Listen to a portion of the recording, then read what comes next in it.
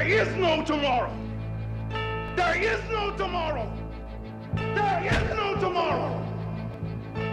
All right, I'm joined by my man, What's Hall up, of man? Famer, ESPN analyst, Tim Bradley. What's going on, Tim? Oh man, what's going down with you, man? It's so good to see you, baby. How you doing? Hey, listen, I'm talking to you, and we're gonna talk some boxing. So you know I'm good, and you know I've been dying to talk to you about this. Now we Okay. just passed an anniversary. March 16th was the 11th anniversary of your fight with Ruslan Provodnikov. Damn. Now I know it's crazy. Now I think about you. You beat Manny Pacquiao. You Mm-hmm. beat Juan Manuel Marquez. A whole list of great fighters. But that might be the fight that people talk about the most Absolutely. when it comes to you. First of all, I was there. I have the credential to prove it. But Yeah. I was there with HBO. Does it feel like 11 years have passed since that fight?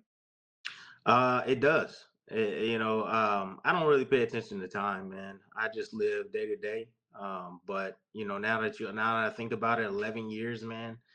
Um, yeah, it seems like a while, man. It has. I mean, since I had stepped in the ring, it was shortly after the Manny Pacquiao dilemma, everything I went Yep. through. It was. I think it was like I returned after 9 months.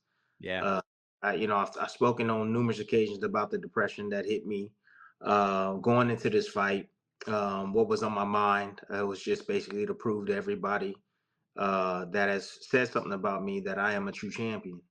Out of it, all the criticism all the name calling and everything that I have ever went through, being called not a true champion, man, to me was the worst thing that could never, be said to me because of all the hard work. Like people don't realize that they just see, the delivery or the performance, but they don't understand the years and years of training and preparation and sacrifice that goes into the sport, man. Blood, sweat, and tears. And you had the pleasure to be able to see it firsthand, and that's a day-to-day thing for me. And in boxing, it's not like a NFL or NBA where you have seasons and you have time off and all this stuff. Like Yeah. it's year round, man. So yeah, 11 years. Yeah, it does feel like it's away. That's a decade. It's over a decade, baby. It is over a decade, which is crazy. And you talked about that, the fact that I was there, and you and I have talked about this a lot. You were the very first 24/7 that I got to produce when you fought Manny, so I got to spend some time in your camp. I got to see how you trained, and I've told you this story, but the cameraman that we had, he had been around everyone, Pacquiao, everyone. But I remember the second day in the gym with you, we're shooting with you, and he came up to me and he said, "Can can can this guy beat Manny?" He said, "He's training like a monster." I said, "Yeah, man, he can." So that was after 2 days. This guy, was in awe of you training. But talking about Provodnikov, because people talk about this fight, and with good reason. It was the fight of the year in 2013. But before we talk about the fight, what do you think about when you're reminded of the Provodnikov fight? What thoughts come to mind for you? Every boxer has that one fight that really sticks out, or they should. That was my fight. So when I think of Provodnikov, I think of just how I am today. That fight turned me into who I am today. Um, it was like I said, it was one of the worst times of my career, going into that fight, and it revamped my career. So I look at it kind of bittersweet. When people bring it up, I go, yeah, man, I fought like a maniac, you know. But a lot of people give me a ton of praise for that, and they say, man, like it was one of the greatest fights that I've ever witnessed or ever watched. That's top five, or they feel admiration, towards me, or they have admiration towards me because I was able to endure that much pain. Like there's a lot of people that watch boxing that and possibly and even casuals that really are going through things in their life, and when they see somebody go through that type of traumatic and that type of pain and just damage, taking damage and not giving up, man. That inspires them, Yeah. when you put on those type of performances. So um, when I think of Ruslan Provodnikov, I think of a bittersweet moment. It was great for my career, but damn, it was damaging for my body. Matt, Tim, I literally I was there, so I was watching it. I was in the production truck because I was actually I was working in tape. I was the video replay producer. So I'm watching this fight, and it was not what I thought it was Yeah, going to be. And I'm sure it wasn't what you thought it was going to be, but I just watched it again. I think I text you. I just said, yeah, damn, yeah. damn. So and we're not gonna go round by round, but there's a few things. First round, you're looking good, Tim. Yeah, You're popping the jab, you're throwing yeah. combinations with, like, I don't know, the last minute of the round, he cracks you. You went down, they didn't call it a knockdown, but your legs looked like they were almost gone. And then the They were second jealous. round, your legs literally, I don't know how you survived those first two rounds because, Tim, after two rounds, to me watching and to Jim Lampley and Roy Jones, it looked like your legs were gone. It was over. Do you remember those first two rounds? Uh, well, I didn't at the time. I didn't remember. I mean, I thought I was still in the second round going into the 12th. I wasn't sure what round I was in, man. I even asked my trainer. I was like, man, what round is this? Round is the second round. He's like, no, man, you're the final round, man. I was like, dang, I didn't even realize that. Yeah, So it went from exactly. 2 to 12 in your head? Yes, 2 to 12 in my head. I was still stuck in that round, those rounds right there, man. But beforehand, before I even stepped foot in the ring, man, I had a conversation because I had a manager then, Lee Bates, Camaro Mercer, that knew Ray Lewis. Ray Lewis, the linebacker. Baltimore Raven? Oh, yeah, They yeah. knew exactly who. So I had a brief phone call or a FaceTime moment with him, and he gave me one of those motivational speeches. And the game plan was to box. That was the game plan. But after that motivational speech, man, I turned on the switch, man, and he was telling me that I gotta show everybody. If I want all the love, if I want people to respect me, I gotta show them what I'm made of internally. And after that speech, man, I had a new set of eyes. I was fierce. I was fierce. I was determined. And another thing that people need to understand is that I was overweight the morning of the weigh-ins. I was overweight 10 pounds. Wow. So not only was I, had the pep talk, but I also struggled making weight. And if you don't know boxing, man, if you struggle making weight and you're depleted of all your water, you're not gonna have enough lubrication on that brain. And anytime you get touched, man, you're gonna feel it, or you can get concussed a lot easier from not having enough fluid on your brain. So I knew that going in. There was another thing that I would do before I go in as well into the ring.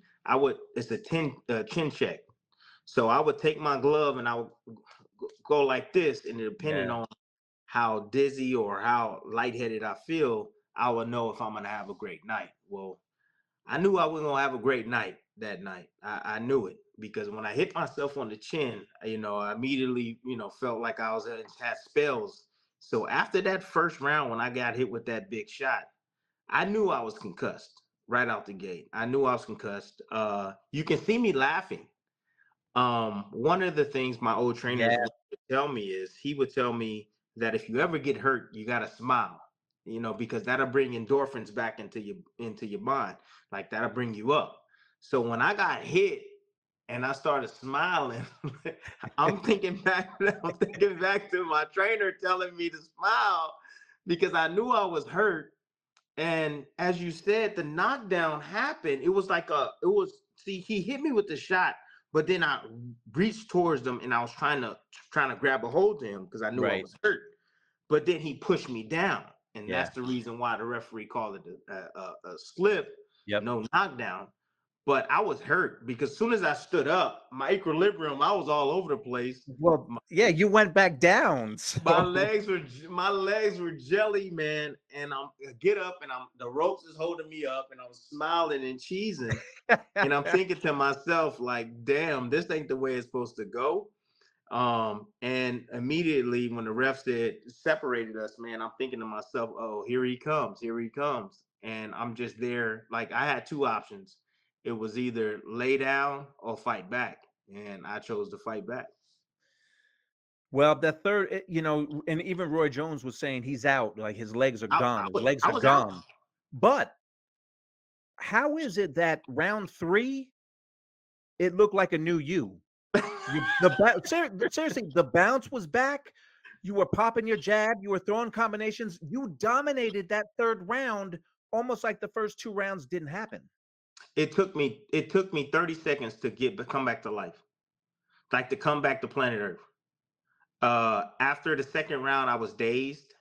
I was sitting in the corner. I remember seeing Joel. He was talking to me. He was talking to me, and like I was just like and then Joel would like take my head and go like this, and then he would pour water on my head, and then he'll start talking to me again, and like 30 seconds later, because you got a minute, then I'm like, okay, all right, all right. He's like, you're back. All right, okay, all right. This is what I want you to do. I need you to box. I need you to box. Move, hit him and move him. Don't stand there and trade with him. And I was like, okay, okay. So I come out the next round and I'm like, all right, he wants me to box. And so I started boxing. I started, mixing it up, moving my legs, not standing still. So it was like a part of me knew the game plan, and then a part of me felt like, hey, I need to fight this guy. So I was battling between two different game plans, one of my own and one that Joel had. Well, the fact that you were on the brink of disaster those first Yeah. 2 rounds, and Provodnikov has a habit of doing that. You see what he did to Chris Algieri in the first round of their fight, dropped him twice. So Ruslan would get people in trouble early, but the fact that you, especially after those first 2 rounds, came back the way you did, I thought you swept every round up to the 12. up to the 6th, because you were dominating. 6th round, last 30 seconds, you got clipped again. And then you went into Tim Bradley mode and went toe to toe. And I remember being in the truck. You're not supposed to be rooting in the truck, but I remember like I'm wondering, like, why are you going toe to toe? Your instinct, you got hit and you just started to flurry with him. So what do you remember about that 6th round? I know looking back at it, watching it on film, I remember boxing well early in that round. Quick story. My father during training camp, he would watch film and he would watch film like vigorously. And he told me that Ruslan threw punches, curved punches like this. And I said, stop, Dad. Like, what are you talking about? He was like, man, I'm telling you, something wrong with his elbows or something, man. I don't know. I don't think his arm fully extend. He might catch you because you might think it's a jab coming, but he gonna turn it over like a hook. And I'm like, Dad, stop. I ain't see none of that when I watched film. It was just like, I'm telling you, son. So I completely ignored what my father said. And in that 6th round, I had my hand like this and I was looking to block a jab, and I was along the ropes and he threw, it looked like it was gonna be a jab, but then he turned it into a hook Yeah. and it snuck me right here right on the chin, and then he had me in trouble again, man. I mean, my equilibrium was so off. I was dazed. I remember staggering back, trying to get away. But the reason why I fought was because if I didn't fight him back, I mean, I wouldn't probably be living right now to even talk about it, because Yeah. a lot of the punches that when I was against the ropes, I was throwing and they were deflecting a lot of his punches. Yeah. Again, you have a choice. At that moment I couldn't tie up because I would expose myself reaching out.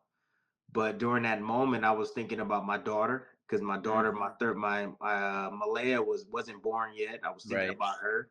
That was running through my mind. I was thinking about losing my title. At the same time, a lot of people don't understand how much pressure goes in to with the fighter he goes in with. It's a lot that's tied into this, man. From your team to your promoter, you got to understand that when you lose a fight, so does your pay. Your pay scale goes down. Yeah. Your pay scale drops. Especially a championship belt. Your promoter looks at you a little bit differently. It really takes 3 or 4 fights to get back after suffering a loss, to get back in title contention. So, all these things are going through my mind, and I'm just like, no, if I'm gonna go out, I'm gonna go out swinging. I mean, it was literally because you didn't look to hold in that 6th round. You just started to fire off punches, and man, you know what's funny, Tim? I told you I literally just watched the fight again yesterday. I know you're in Arizona right now because you guys are doing an Oscar Valdez fight. Yeah, Oscar Valdez fought on your undercard. I don't know if you remember that, but no, in the 4th round of the fight, they showed highlights of his HBO showed highlights of his fight. He fought some guy, and I don't remember, Carlos Gonzalez. So Valdez was 3-0. He won by knockout. It's funny that you're working for ESPN. You're calling an Oscar Valdez fight, which you've done before, but he yeah. was on your undercard for that fight. So I just thought it was a weird time machine when I'm watching it, and they're saying earlier tonight, young pro named Oscar Valdez fought on the untelevised undercard, and they showed his highlights. So Yeah, yeah. Now that you bring that up, yeah, now I remember watching those highlights. After watching that fight, I mean, I don't go back too often and watch that fight, man. I wouldn't either. I don't. It's pain. I'm not gonna lie. It's painful to watch. It really is. Because I just knew that wasn't me. That wasn't me in that ring. That was someone I was possessed, going into that fight. And, so I had a general plan, but man, once I got hit, it just, my nature took over most of the time. In those moments where I felt like I could have held, I didn't hold. No, I you fought didn't. back. No, I fought back. Again, I was just tied to my emotions that night, man. Well, I'm no judge, but it's funny. I scored the fight exactly how Harold Letterman did.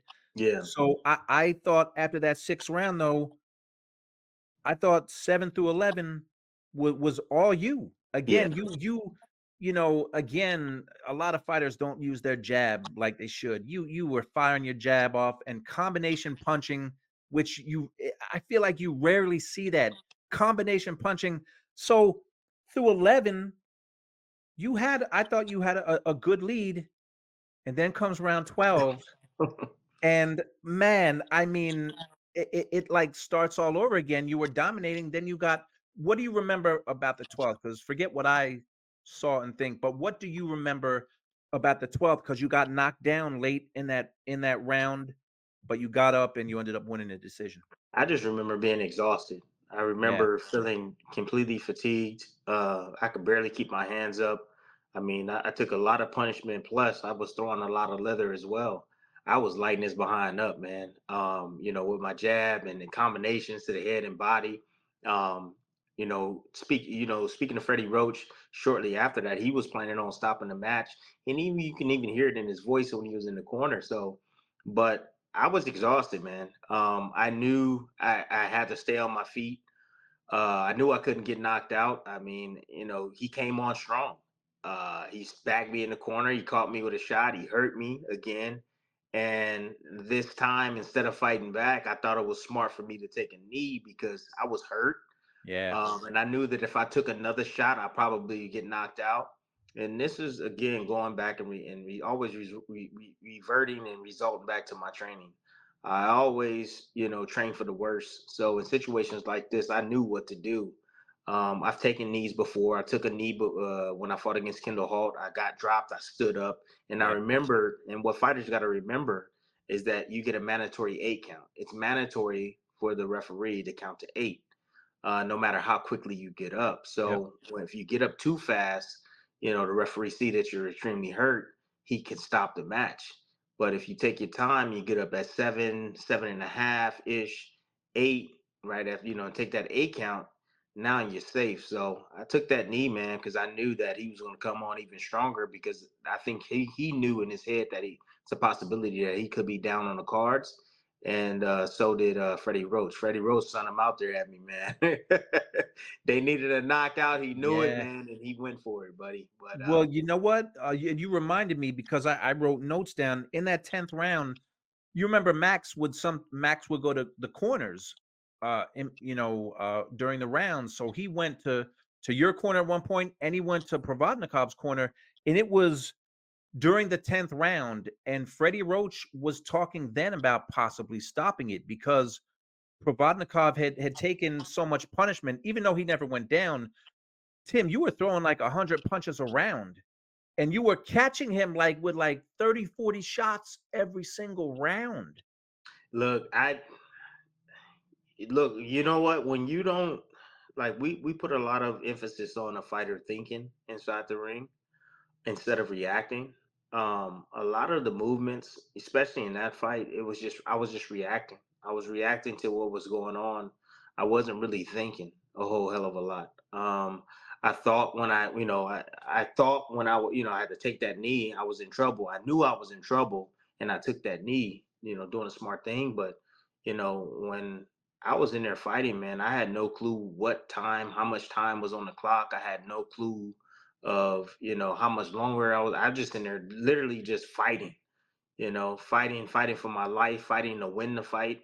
There's some people that just fight to survive, man. I wasn't fighting to survive. I was fighting to continue to whoop his behind.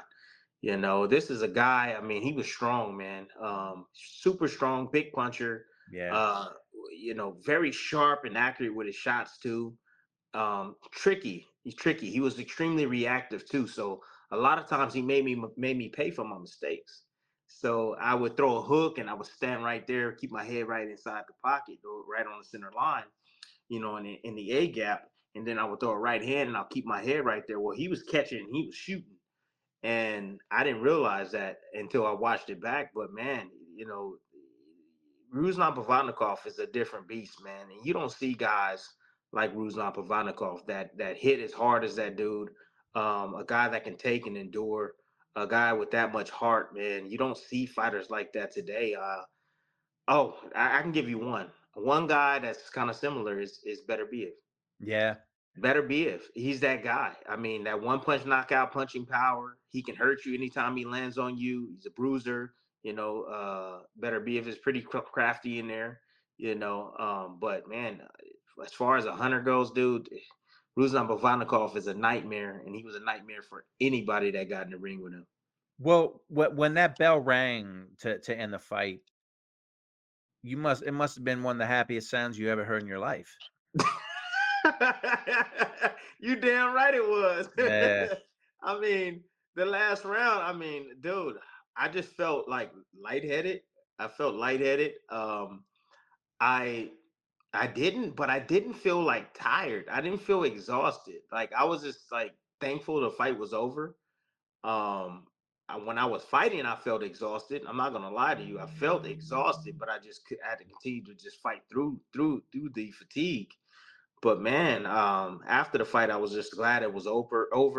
I looked over at him and I was just like, yeah, he gonna remember me, and I'm for damn sure gonna remember him. But Man, speaking of Max after the fight, man, I mean, I feel like I had no clue of where the hell I was. that's what I was gonna say, because Max interviewed you, and you looking at you, I could tell that you were not all there, and you even said, "I'm dizzy right now. Like, Yeah. I'm dizzy."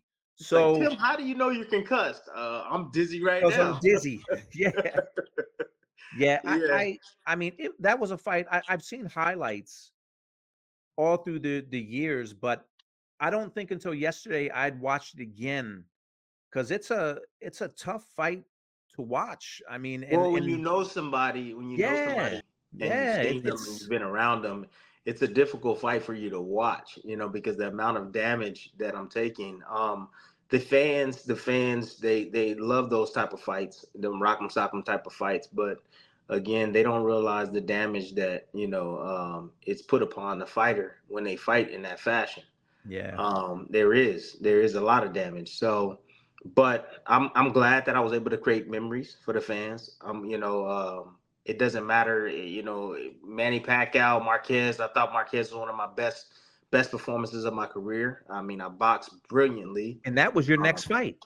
and that was my next fight, and that was purposely done. I'll tell you about that in a sec. But you know, this is the fight right here that fans remember. They Yeah. remember out of any other fight in my career. And what fighters, I won Fight of the Year that year. Yep.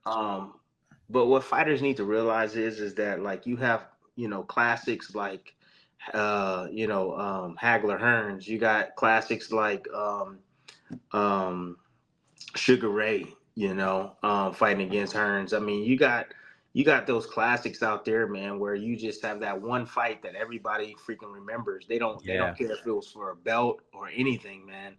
And I don't know, not many fighters have those type of fights today that you can remember. I mean, I would say as far as like the lower tier, like I would say, like, few, let me give, like, for instance, let me give you an example where I'm going. Like Oscar Valdez.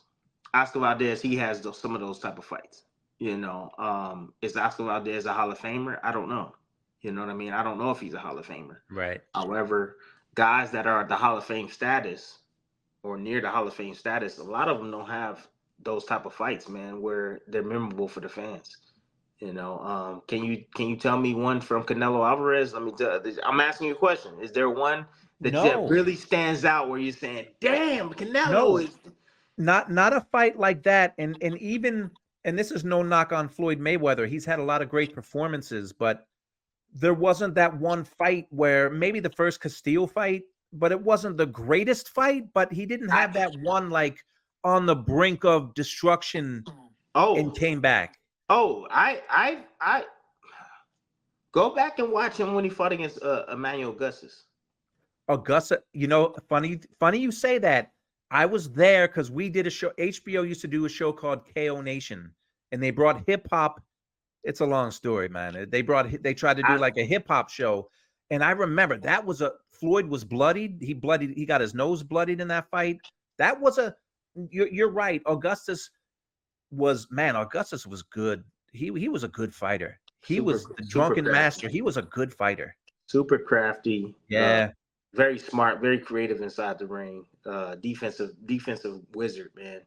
Yeah, he used a lot of his movements to his advantage, man. Just because he was off rhythm, he just wasn't. It's really hard to find his timing.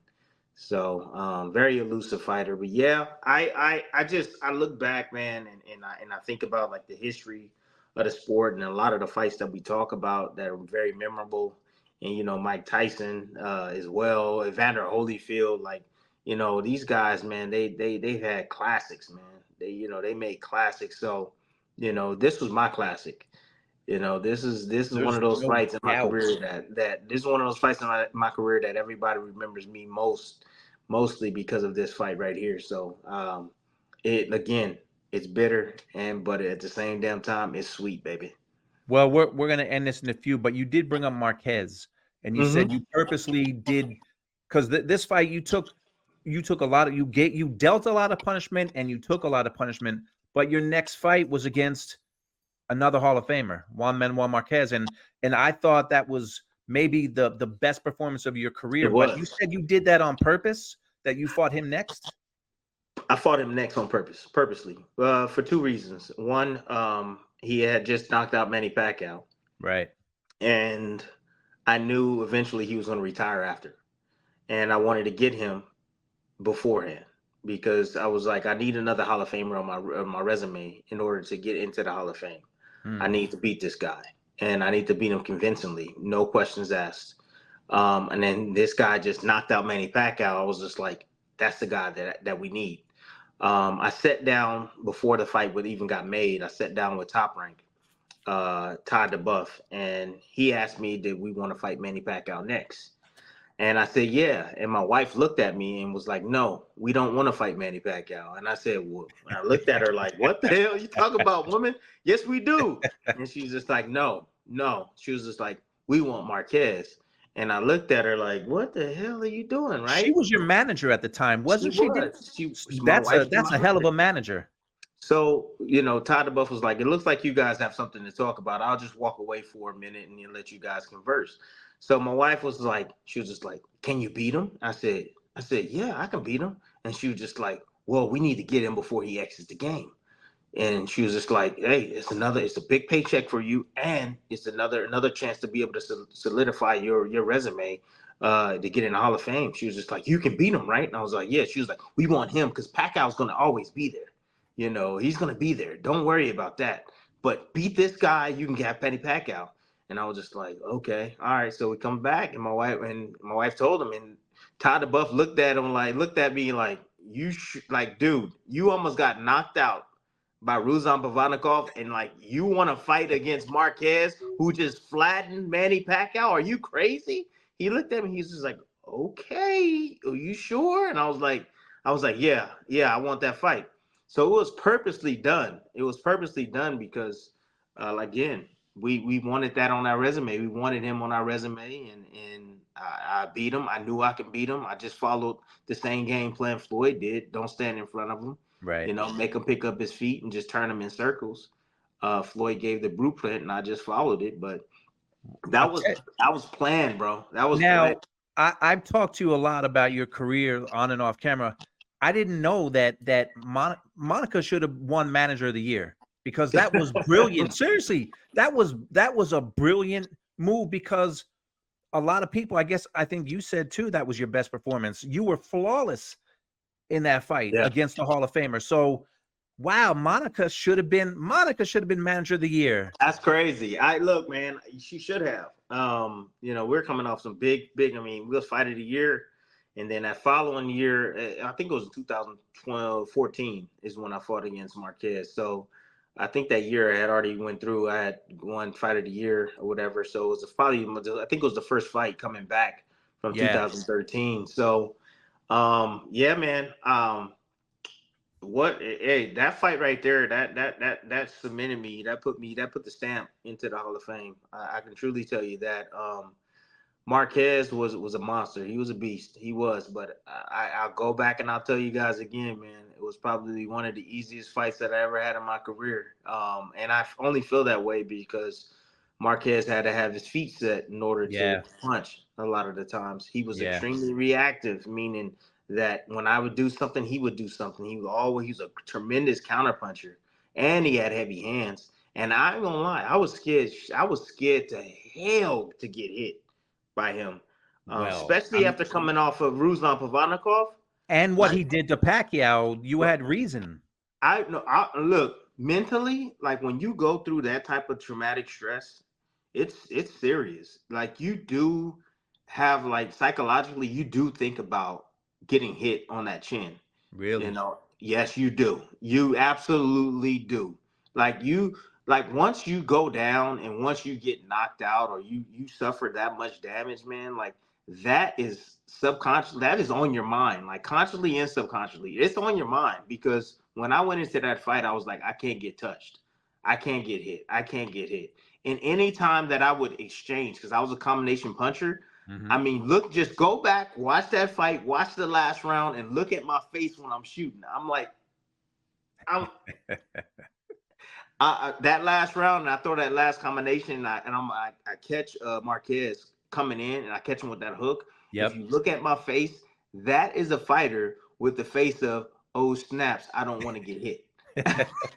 I hope I don't get caught. So yes, psychologically you get affected, especially when you take that much damage in a fight. Plus, if you get knocked out and you try to come back, it's very difficult to do, man. Well, we're gonna wrap this, but I want to talk.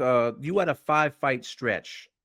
You won all these fights, but the names in order: Devin Alexander, Joel Casamayor, Manny Pacquiao, Ruslan Provodnikov, and Juan Manuel Marquez. That was fighters you faced in a row, and then you face Manny again after Marquez. So Yeah, dog. That's what we do. I mean, look, man, these dudes these days, man. I'm letting y'all know these dudes these days are straight soft. I'm not gonna lie to you, they're straight soft. All they're doing is they grabbing money. That's it. They not willing to face the best guys out there. It's called fighting the best and fighting the best that's available. That's what that's all about. Like these guys are getting these big old paychecks and they're not fighting the very best out there. yeah, You know, it's different now, man. This generation is completely different. But when I was there, when I was on top, like I would get offended if I didn't fight the best. I'm at the top of the sport. I would be offended if I couldn't fight the very best, man. well, You know, you because were not offended because you fought those 5 names, you know, in a 5-fight stretch. Those are the guys that you fought. who was that? Who was that? Who else was underneath that? See, because I took that Casamayor fight because he was a lefty, but he was older, and that was like a signing bonus for me with the Top Rank. That was like a gimme fight. That was a gimme fight. I've only fought one gimme. That was the one gimme where they paid me a large amount of money. You know, they paid me the same amount of money I was going to make, a little bit more than I was going to fight Amir Khan. And then I had the Manny Pacquiao fight set, you know, then as well. So like that was the gimme fight. But if you go back even further, look at my lineup, man. I fought Edna Cherry, who was the junior belt king. He had every junior belt you can imagine. You know, he just didn't win a world championship. He had a Right. junior belt. So it was him, and then I fought Kendall Hart right after. Ooh. Title unification bout. I ain't wait. And then who after that? I fought against I think it was Kendall Hart. Then I fought against Nate Campbell. Right after that, boom. Then Nate Campbell had just beat my man what's his name? Juan Diaz. Yes. He just beat Juan Baby Bull. Diaz. Yeah. So I come in, I fight him. I fight him in my hometown. And then shortly after that, I fight Lamont Peterson, undefeated, great amateur, on Top Rank, smacked him up, you know. And then I come back, and then who else did I face after that? I fought a Argentinian guy. What is his name? Carlos Abregu. Fought against him, undefeated, Argentinian knockout artist at 147 pounds. Smoked him, you know. I didn't get no easy pickings, man. It was just like killer after killer after killer after killer, man. I know. And you know, we're not talking about that long ago. I mean, your last fight was 8 years ago when you fought Manny Pacquiao the third time. So since you brought up today's fighters, I don't want to compare these guys to the 4 Kings, you know, Teofimo and Haney, but what you have are Tank, and what you have are some talented guys that there's no doubt they have talent, but I feel that they're not going to fight. My fear is that they're not going to fight each other. And so far, none of those big names, they have not fought each other. I don't know if it's going to happen this year. I don't know if it's ever going to happen because Tank and Haney and Shakur and Teofimo, all those guys should be fighting. They should all be fighting each other. I'm gonna tell you who's to blame. And you know, I sat really hard, and I sat down and I really thought about everything, man. The fighters are the ones to blame. Yeah, it's not the promoter, it's not the network, it's not none of it. The networks want great fights. You know, the promoter, you know, has the best interest. Of course they want to be able to make the money, but your promoter, they work for you. You know what I mean? You guys work as a partnership, right? Yeah. So if there's a fight that you really, really want, if there's a fight that you want to take place, you say, this is what I want. This is the fight that I want right here. But these fighters are not doing that. These fighters are not saying that they want to fight these guys. You know, they want to be, they're getting protected by the promoter. They're sitting behind the promoter and saying, well, you on the other side of the street. You on the other side of the street. You know, that Crawford fight could have been made, and Spence could have had a better chance in beating Crawford earlier than later. Yeah. Because then he got in that car accident shortly after that, then, you know, the eye injury. And so like these fighters, man, they need to understand. And you got Canelo right now that's not willing to face Benavidez. You know what I mean? You need to get these guys while they're young. Get them while they're young, and beat them up. Now you got a guy like what's his name? Not Earl Spence, but Boots Ennis. Boots. You got Boots sitting back. You let that kid continue to develop and get better, and you got to face that kid one day. He gonna knock you off. Yeah, he's gonna be unstoppable. Unstoppable at the end of the day. Get And him while they're young. Why you think Floyd Mayweather got Canelo while he was 23 years old? Yeah, it was perfect. It was perfect. Smart. You know, I got more experience. I can outbox you. You ain't on my level. And you're bigger, yes, but I'm gonna outbox you. And he did that to Canelo. So, look. Well, and there was Matias too. I should have put Subriel Matias is another one that in that mix of guys that I want to see fight each other. But Tim, we're gonna be halfway through this year soon, and they haven't fought each other. None of those names. Well, look, you got Haney. Haney is a throwback. Haney's willing. He wants all the smoke. You know, I don't know how true this 25% he offered Shakur Stevenson. I don't know how true that is. You know, right. But you know, maybe he should have taken it, Shakur, just so that he can get those belts from Haney. Shakur is one of those guys that wants all the smoke. He wants to face the Tanks of the world, the Haneys and everybody, and so on and so forth. But you know, he has a business mindset as well. You know, there just has to be a balance, man, with these guys. Gotta be a balance, man. You can't have it all. Balance it out, make the fights happen, because we want to know who the best in this generation is, man. You know, we knew that Floyd was the best. We knew Manny Pacquiao was one of the best. And when they finally had tipped off and they fought, you know, they weren't in their necessary primes. Right. You know, and it was a slap in the face in the sport once again, because it wasn't a competitive fight, in my opinion. And Pacquiao also went in there hurt. So, yeah, man, just look, young guys out there, I get it. Once you start making millions of dollars, I understand it. But damn it, you're not going to be great. You're not going to get into the Hall of Fame. You're not going to be considered great in my eyes until you fight the very best out there. So make the fights happen. Stop hiding behind your promoters and get it done. You know, I would say to the young fighters out there, talk to this guy that I'm talking to right here, Tim Bradley. They don't go back. Go back and they don't have to talk to you, Tim. Go back and look at BoxRec and look at the people you fought. Yeah. Go back and watch the fights, like the one we were talking about against Ruslan Provodnikov.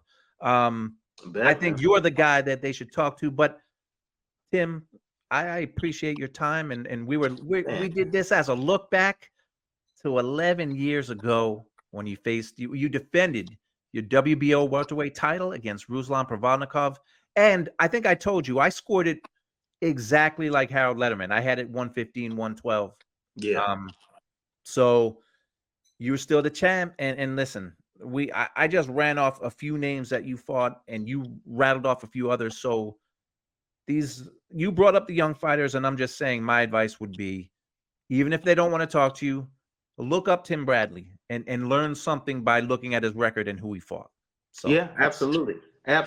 And look, I still got money. You know, you worried about money? Take care of your money. Stop going out there buying all this flashy jewelry and all of this stupid stuff. For what? I mean, it makes no sense for you to spend your money on all that crap. You don't see me hanging out, having all this jewelry all over my neck, spending all the money on diamonds and all. Man, come on, save your money out there, man. Retire from the sport. Don't let the sport retire you. You know, let's not be another statistic. You know, and that's the problem. A lot of them, they spend so much money that they ask for a whole lot of money, you know, at the end of the day. So, yeah. And so a lot of these fights don't get made because of that. Look, man, you got Canelo asking for $200 million to fight one fighter. Bro, like, are you kidding me? $200 million to fight one guy? What? What planet are you on, man? That's a whole other topic. But listen, I'm gonna let you go because I know you're on a work trip. And real quick, I know you got a fight that you're calling, Oscar Valdez and Liam Wilson. Tell me a little bit about that fight, and then we'll get out of here. Interesting. You know, not sure what Oscar Valdez has left. He's had a couple of setbacks. Yeah. I mean, they're against credible guys. Real talk, credible opponents. Navarrete's no joke. Yep. As you can see, he's going up for his I think 4th world championship at 135 pounds now. But this belt that they're fighting for this weekend on Friday is the interim title. Yeah. So if Navarrete, if he wins the belt at 135, he gets the choice to say if I want to stay at 130 or 135. If he makes the choice to stay at 35, then whoever wins this fight this weekend is going to be elevated to the champion. So it's a very important fight. Oscar really wants this fight. Liam Wilson is no slouch. He's a little bit, I would say, inexperienced. He only has 13 professional fights. He's coming from Australia. He does possess some power, especially in that left hook. Navarrete can tell us about that in that long count that he had. Spitting out his mouthpiece. Yeah, he did. You can literally say that this guy probably could have been a champion against Navarrete, but Navarrete was smart and he spit out his mouthpiece, and that was 30 seconds. If you go back and watch that fight, it was very interesting. But it's going to be interesting to see how Valdez look. He's close to somewhat his home, I would say. A lot of people are going to be coming out supporting him. Last time he was out here, he didn't look that good against Conceição. Again, it depends on how much he has left in the tank. I know whatever he has left, he's going to give it to us, because that's Oscar Valdez. He brings it. Very entertaining fighter, throws a lot of hooks. And William Wilson, he's, I would say he's more of a boxer puncher type of style, but he looks for the fight. He doesn't mind mixing it up. He doesn't mind getting dirty inside there. So good, compelling matchup, I would say. It's going to be very entertaining and extremely explosive. And it can end with one punch by either guy. It really can. They have that knockout power. But the main fight that I'm looking forward to is Sinisa. That's the one. Me too. Sinisa. That one right there. Yeah. Super bad. Yep. This fight with her and Valle is personal. It is. It's extremely personal on a couple of levels. One, Golden Boy Promotions. She went that through whole thing with Golden Boy, that whole thing. We used to promote Sinisa. Is that. I think it has a lot to do with a little bit of jealousy as far as Valle goes too, because Golden Boy promotes her. Yeah. And I think it also has to do with her Valle's trainer, Miss G. So Miss G was worked beside Sinisa when she was younger.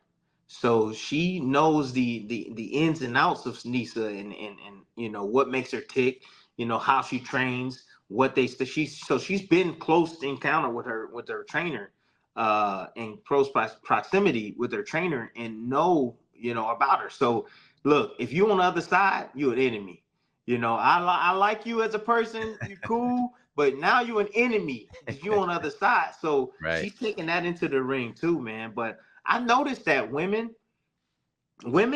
like males, you worry about males being emotionally attached with to something when they step foot in that ring. But I noticed that some women, that's what fuels them, and they actually can think and function under that stress and being emotional, man. It's just they can multitask, man. But that's crazy. I really thought about that. I was like, my wife, when she wants it out for me, I'm done. I'm doomed.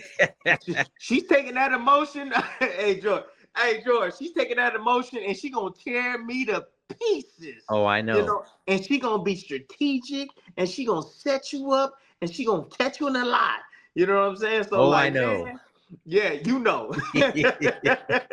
So it's interesting, man. She's going to. I think Sinisa's going to manage those emotions extremely well, and she's going to use them to her advantage. And I think she's the more skillful fighter going into this fight. Valle's gonna bring it. She likes to mix it up. Yes. Seems like she got a heavy right hand. But I think the speed and the quickness, the in and out, and just all the layers that Sinisa brings, I think she's going to come up victorious. But man, it's gonna be exciting. It's gonna be exciting. So a lot of history is being made. Hey, this is the first woman right here, trainer, undisputed championship. Yeah. Yep. Getting an opportunity at that. Yep. I mean, what else women trainers trains males and females No, this is Uh, historic. There's no this, doubt. yeah, and this is the first, I believe, in this weight class too. First undisputed champion in this weight class Yeah. too, according to history. So it's gonna be interesting, man. A lot of layers to this, man. So I'm excited, man, to call these fights. Yeah, I can't wait to see him Friday on ESPN. But Yeah, again, uh, whoever's watching this, make sure you go to YouTube, punch in Bradley and Provodnikov, and do yourself a favor. You know, set some time aside, set an hour aside, and watch that fight, because that was the fight of the year. It was a great fight, and it was the fight that I like. You even said it that fight made you. So it was a hell of a night. It was painful for me to watch, so I can imagine painful for how it me is too. for you. It was painful for you because you actually felt the pain. So I felt the pain for several months. yeah, I get it, but I appreciate your time, Tim. Thank And you. this was only supposed to be like half an hour, and we talked for like an hour. And I appreciate your time. Yeah, And we'll definitely talk boxing again soon. absolutely, brother. Well, hey, you love this boxing game, man, and I appreciate your passion and I appreciate your support, man. And thank you for having me on, man, again. And we can do this. We can do this on a regular, man, if you like, man. We can just talk boxing, period. It don't matter what it is. You send the topics and let's talk boxing, baby. You know I got your back, George, at the end of the day. And you know, I'm not gonna lie, man. I miss you dearly on Pro Box TV, bro. I know you didn't want to bring that up. However, I gotta say, man, I miss you a whole hell of a lot, man. All right. Well, I miss you guys, and I Thank you. appreciate you, Tim. I Yeah. really do. I Yeah. appreciate you, and we'll Thank you. definitely talk soon, my friend. All right, buddy. All right.